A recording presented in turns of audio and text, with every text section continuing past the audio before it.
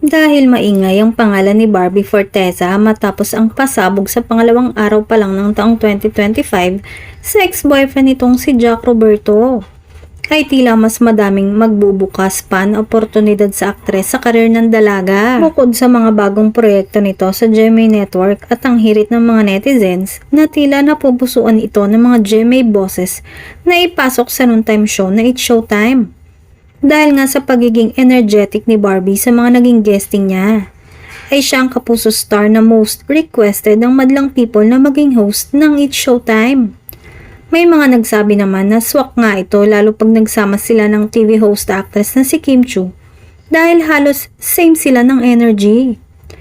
Magiging busy din si Kim sa mga susunod na araw kaya naman pwedeng si Barbie ang maging karelyebo nito. Samantala, sa ulat ng GMA Integrated News ay kinumpirma na raw ng GMA Corporation Communication na magpapatuloy daw ang pag-ere ng It's Showtime sa naturang TV network ngayong 2025.